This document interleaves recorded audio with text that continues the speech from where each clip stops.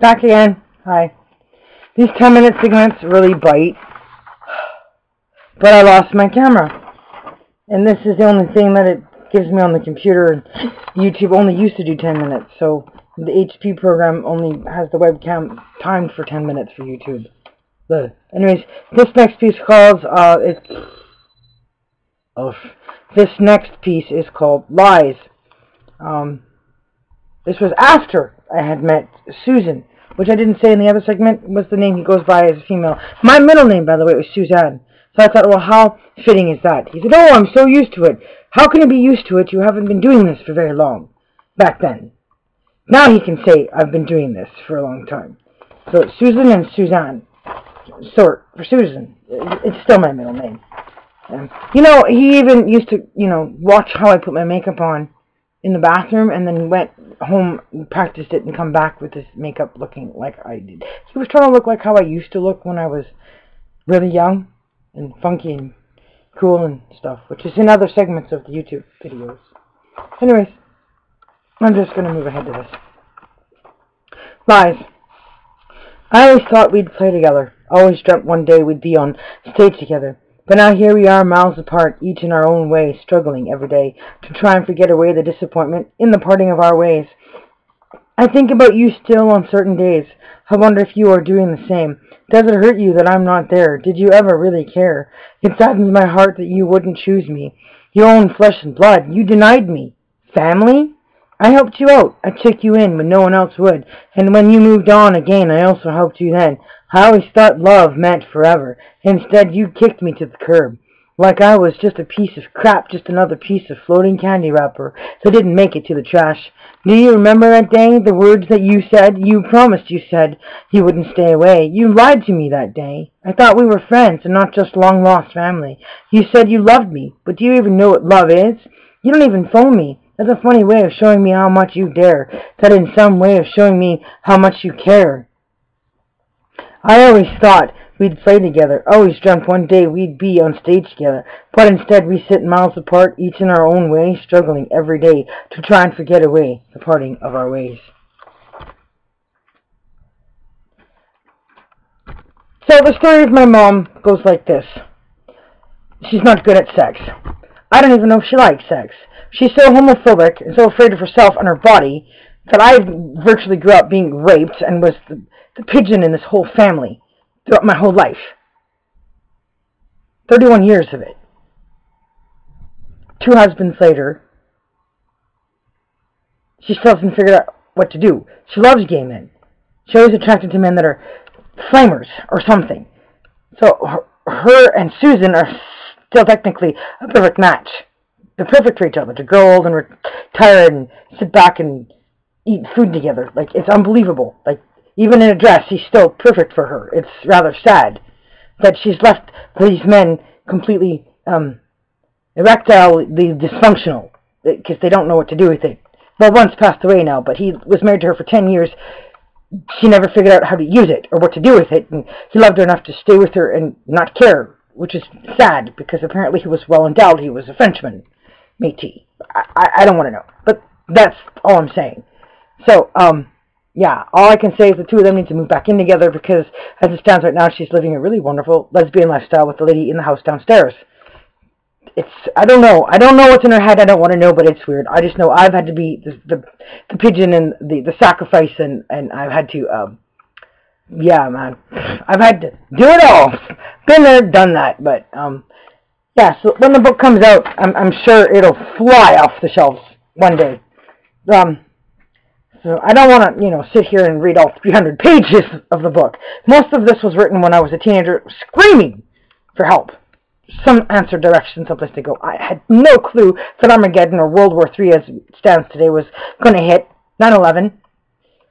Before figuring out how to get out of Canada or where to go, I had no clue that at 18 I should have taken what I had and gone to Nashville or New York or Los Angeles because I thought I had time. Then I got married and was too young to be married and lost 10 years there. I had a baby, which is now going to be 15 at the end of this month, who is in 3 honors classes and an honors band. Makes high school look easy. All the kids that struggle all the way through school, well, she makes it look easy. She has extracurricular activities on top of that. Yeah, so the kids like her make the other kids wish they could be her.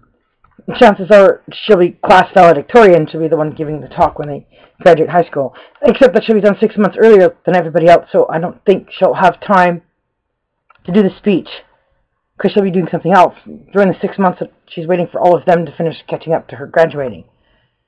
It could even be faster than that. But, yeah. The baby is an artist, draws on everything. She's already trying to tell us stuff, trying to communicate, and she's not really talking well. So, all my kids are geniuses.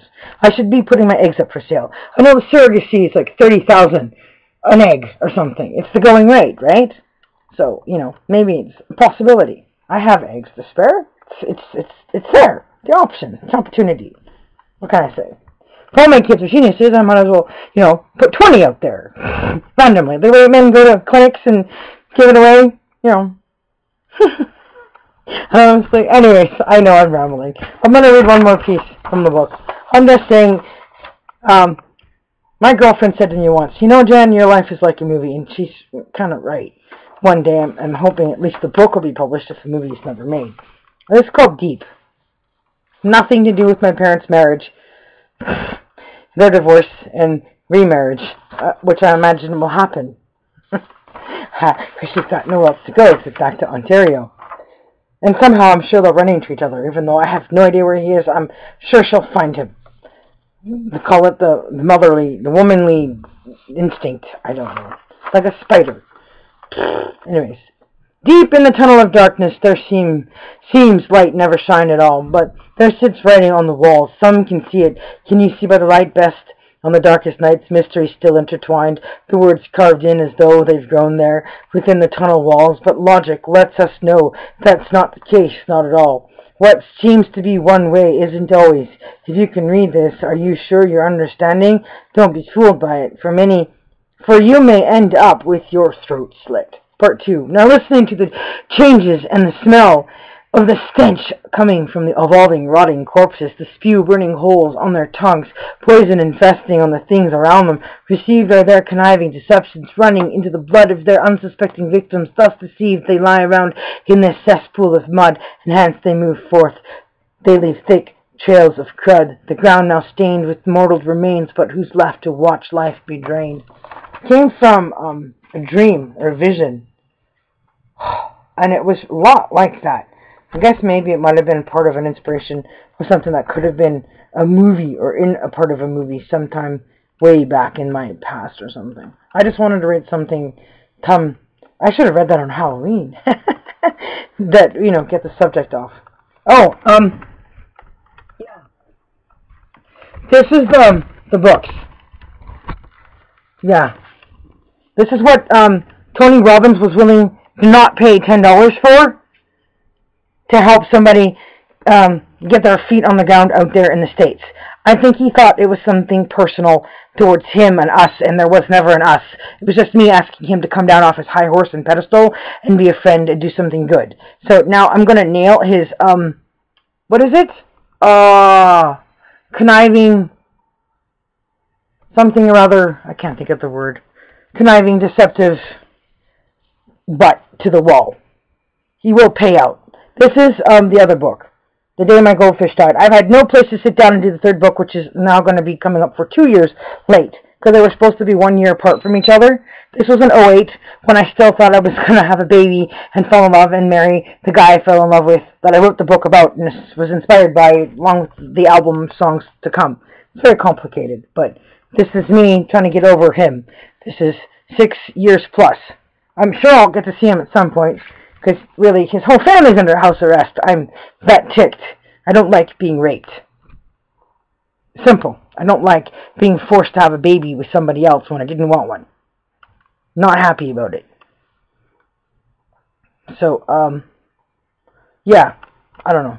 Baby's here. She's beautiful. Wish Tom was here. Wish everybody needed to be here was here. I wish I could have gotten her to where she was supposed to go, but I can't leave here with my mom, because my mom's not responsible.